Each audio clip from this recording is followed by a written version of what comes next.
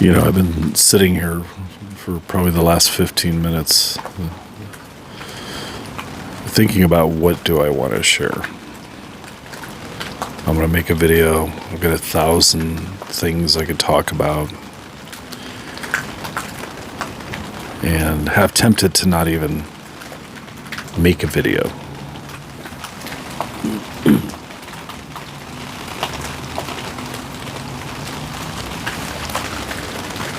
And I'm sitting outside under the awning, the RV, and it's a windy, rainy, cool night. It's not real super cold, but it's a damp, coastal type feeling, like I'm in Lincoln City, Oregon on the coast.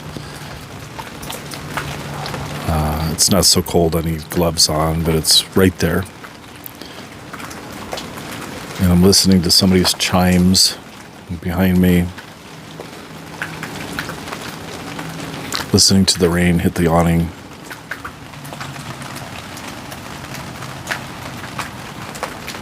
Thinking about what can I say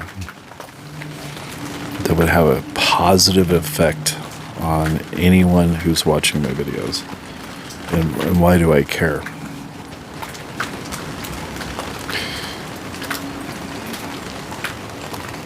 It's not important, but it is.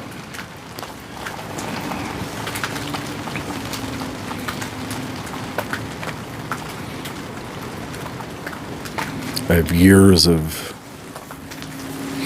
studying philosophers, spiritual teachers, Eckhart Tolle, Mooji, all the people in the seminar business back in the 80s and 90s that were the inspirations of those times have been replaced by a different type of inspiration today. The Andrew Tates, Grant Cardone, a father type for a lot of fatherless young men out there that are lacking that vitamin of a man, of a father. And what does that even mean today? Me personally, I wouldn't want to hang out with alpha type males all day. I couldn't handle it. And some of them are extremely intelligent. Andrew Tate's very intelligent. Tristan Tate. His brother is more quiet, maybe more at peace, less interested in the theatrics of their experience in life and what they're trying to pass on. Being an ex-stage man that I was for many years, I had a sales force that I had to get up and on the stage and motivate.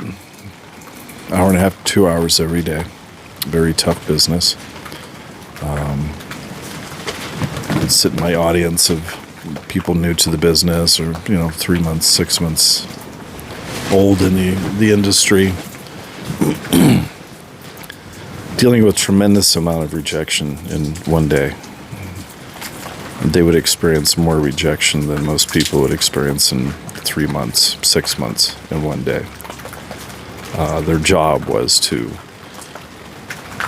take the objections and transform them into a positive. You had to be a good yes man. And you had to have all the mental tools in your toolbox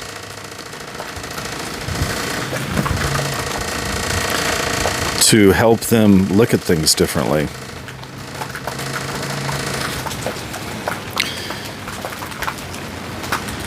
And it's interesting when you pay attention to your thoughts, you can feel your body reacting to it just in a matter of a second or two. If you think of the negative things, you have this sinking feeling, this disappointment.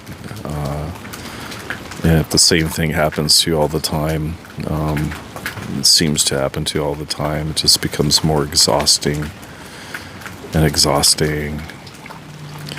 Then after years of, let's say, just doing your laundry, it's different. You don't have as much excitement or enthusiasm for it. I don't think we ever really did, but if you bought a new wardrobe, then you would get back into taking care of your clothing and keeping them looking nice.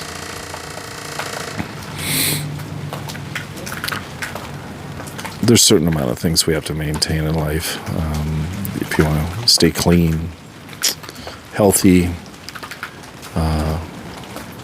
routines, patterns the more disciplined person makes, like we used to have a Sunday was clean day, clean house day.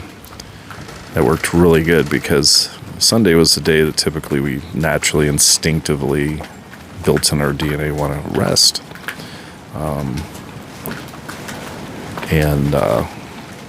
So we made that our cleaning day. And the reason for that was because it kept things clean throughout the week. Instead of having a 2-hour cleaning day on your Sunday or a 6-hour cleaning day, if you made it one day where that was the day that you cleaned, you would keep things cleaner throughout the week. So what used to take 2 hours, 4 hours to do on a Sunday became a simple 1-hour scrub things. And so there's tricks that we have to do to ourselves that I wouldn't even call it discipline. Physical discipline. It's a mental discipline. Some of the greatest people I've met in my life, they got the greatest stories, and achieved their dreams and goals, weren't super motivated people. No, let me correct myself. They weren't disciplined people. And I used to tell my sales force that there's no such thing as a lazy person. There isn't. It's lack of interest. And when I had my my company that grew so fast in 1 year, from $3,800 to 6 locations, doing well over $20 million a year just in 1 year. Previous to that, I was in the same industry for 7 years and just out selling on my own, on and off. Ran a couple of offices, owned a couple of offices, but I didn't have the right mentor at that time. He saw a potential in me, being a veteran in the industry, a multimillionaire in the business. He saw that somehow I figured out how to manipulate my lack of discipline, and find the motivation behind it. And not fear-based, because that's still a rebel in some of us. That's why I still smoke. One of the reasons why I still smoke. And I was just going to smoke, and it was simply just, no, not this time, not on this video. Because I'm really trying to focus in on something and share it with you that a lot of people don't seem to have or make the time to really feel the fire in your heart that comes from a knowing maybe I was born with, and maybe only some people are born with a fire for life. And not to allow the world to convince you that this is pure hell. It's difficult. It's sad.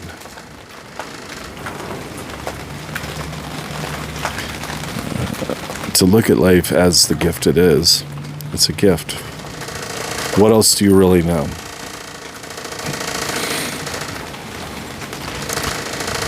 I'm sitting out in a storm right now, and I could go lay on the couch, watch a movie, look at my phone. I just felt like making a video and not really knowing specifically what I want to talk about.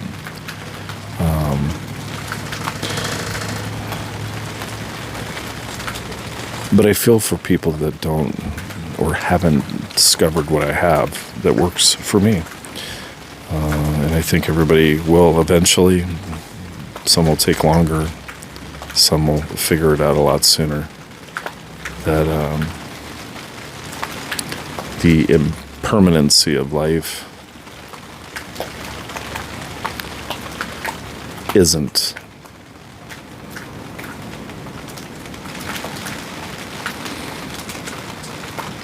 important. It's as free-flowing as a leaf sprouting on a tree in springtime, vibrant green. The rain, the wind hangs onto that limb. And then eventually it starts changing colors and weakens and separates itself from that tree and falls to the ground. And in time becomes part of the ground, and as in dirt. And we don't watch every leaf in fall sadly and think about the shedding of that leaf, because maybe to us it just looks like a strand of hair that fell out.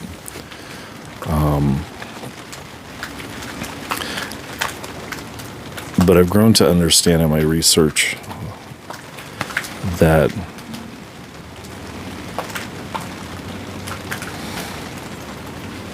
death is nothing to be intimidated by.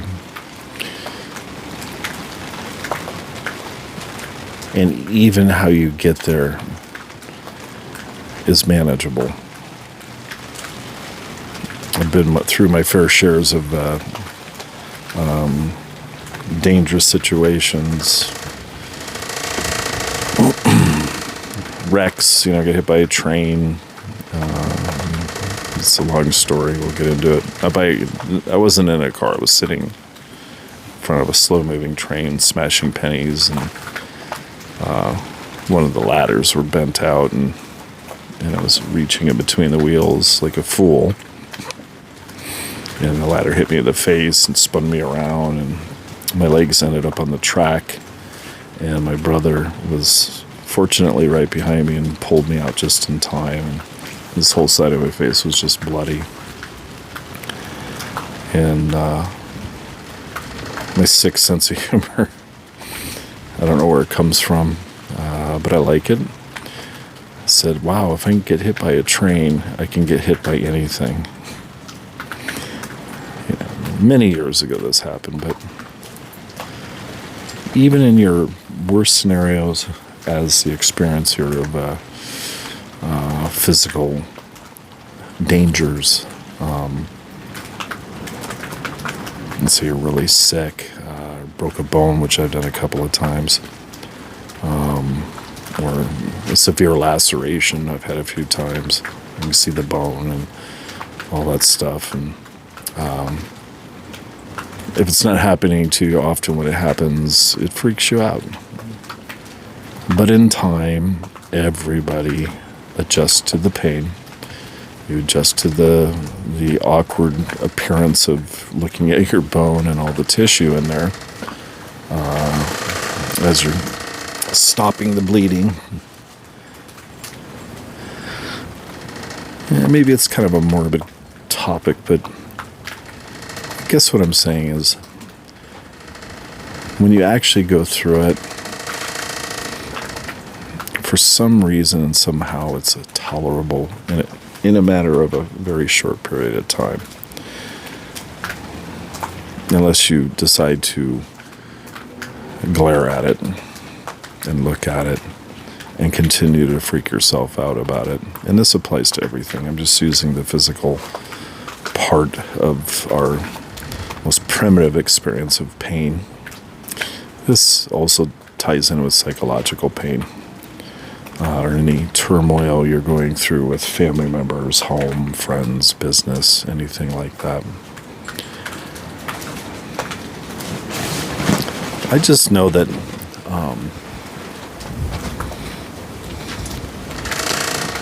when we try to run from discernment, things that are discerning, if you have a fleeting chance that you could see, that's where you're going to go, obviously. And if you make it, then it turns out to be a great story.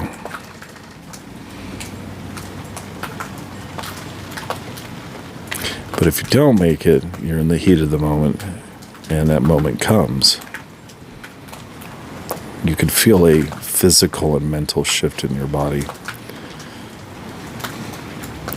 A dizziness, disorientation. This moment is here. And in that here, you're very present, watching it collide with your safe life. And when it approaches, you become speechless.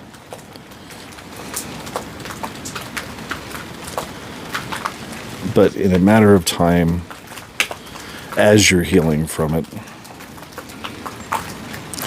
know all that pain is nothing but weakness leaving your body.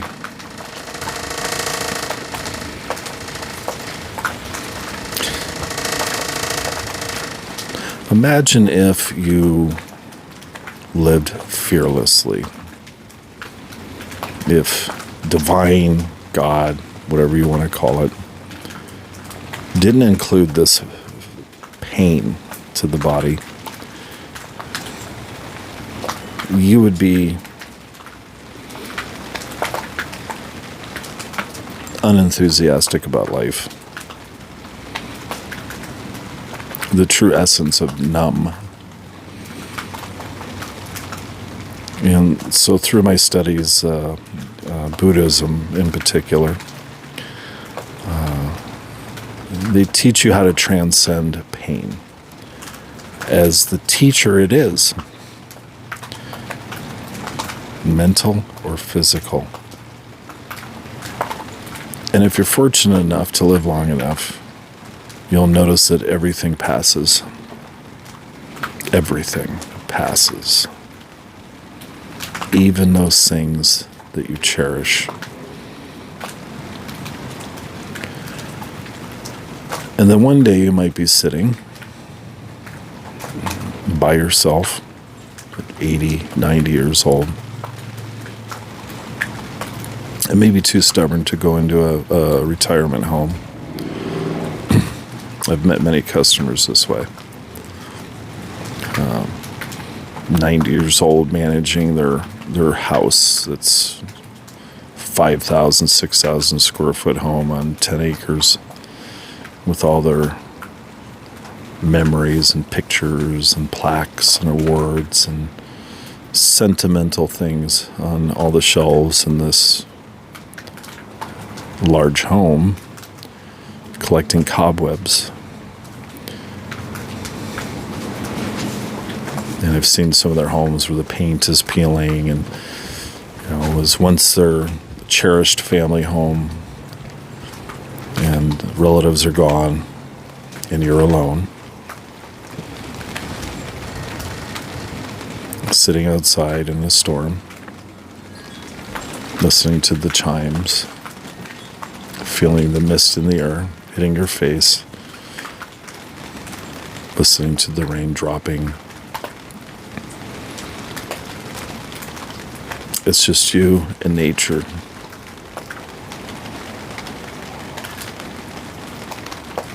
My channel was built on Wilderness Ride because I had to title it somehow the thing that I seem to always love the most because it never lets me down, ever. It's been my greatest teacher in all its glory, pain, pleasure, perfect, imperfect. That's nature. Wilderness. That's somehow civilization, the more modern person, the city dweller. when they go out into nature, deep in the woods that are only in the West Coast compared to the East. Hundreds of miles of wilderness. They call it the wild.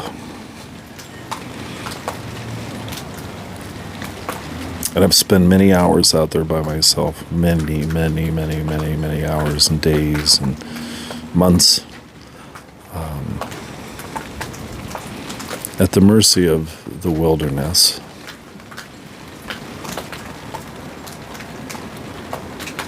And I've spent so much time there that I noticed something we all miss if you don't get out there more often.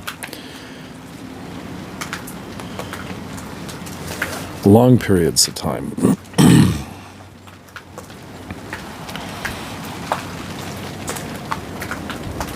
That if you are in the wilderness, or as the city dweller calls it, the wild, if you're not paying attention to the present moment, it can eat you alive.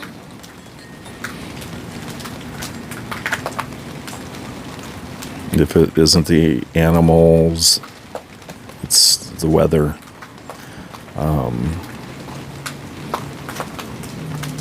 The lack of food.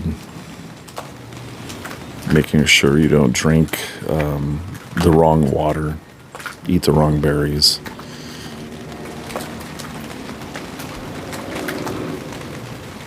And what I love about the wilderness is when you're out there, you can't be spacing out all the time like we do in the big city, in our minds, thinking of our schedule and bills and money and texting and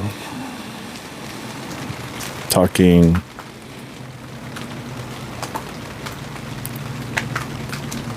You have to be able to pay attention to, and I remember this up in Sequim, Washington, when I lived there many years ago.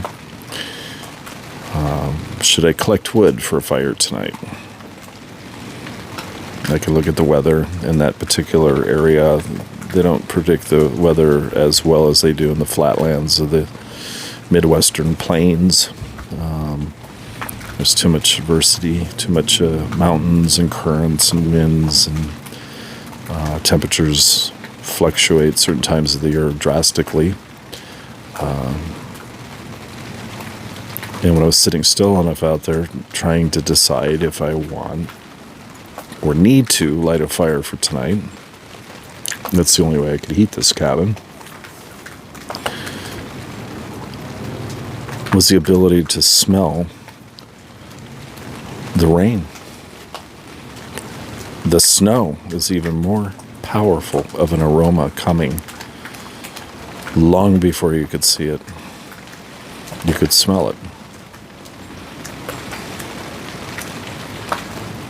And the animals will tell you a lot, as many of you have heard in videos and documentaries and things. It's very true. But more importantly is an intuitiveness, an instinct, extinction. Yeah. Your mind, let it go extinct. Because in the wilderness, you need to be here. You need to know the sounds of any threats coming, the smells, temperature,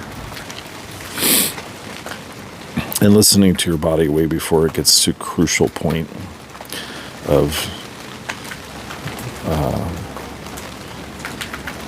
hunger.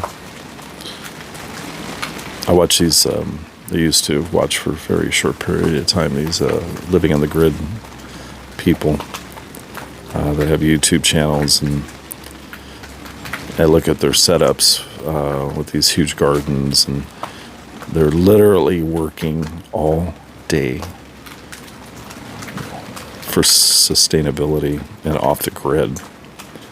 And all I've ever seen is, you have too much. You don't need all that. How much food do you need in a day? A handful. Yes, water is important. but also getting your vitamins from the air, from the sun, touching the earth with your feet, even your hands, and most importantly, living in the present moment as nature has your attention, requiring your attention. To intertwine with it as we were originally built to do.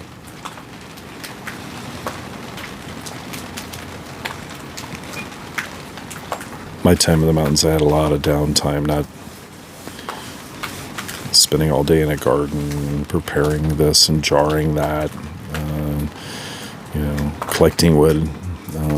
That's collecting wood for the winter in some areas up here in the Northwest to keep your home, cabin, camp warm through the nights. It's really only about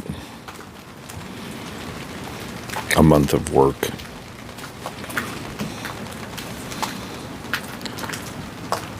And what happens when you're in nature demanding you to be more in the present moment? If the minds that we have today in modern society with all our flat screens and distractions and instant food and all these things, which I'm most certainly guilty of as well, it's dumbed us down, and we all know it to a certain degree.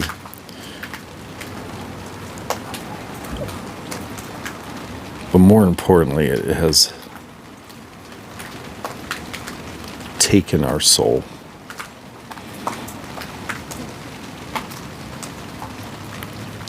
To a certain place, but not permanently.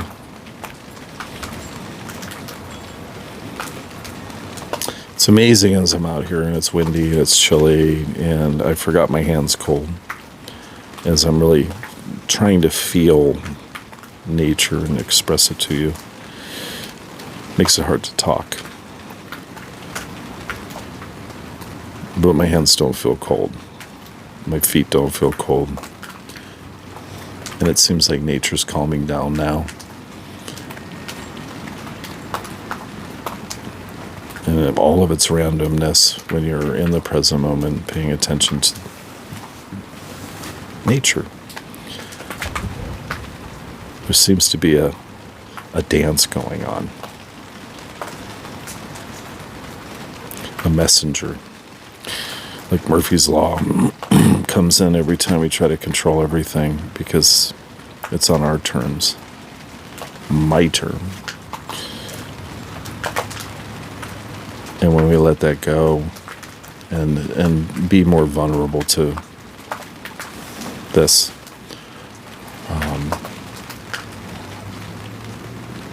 you seem to have the ability to turn your heater on. It depends on where you're focusing. My hand heater's on right now. My feet are actually warm.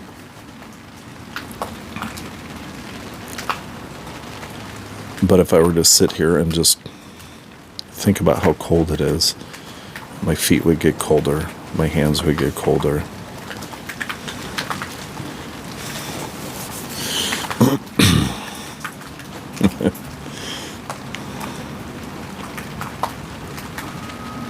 I don't have all the drama of the matrix. I'm still tied into, we all are, to a certain degree. We have to be.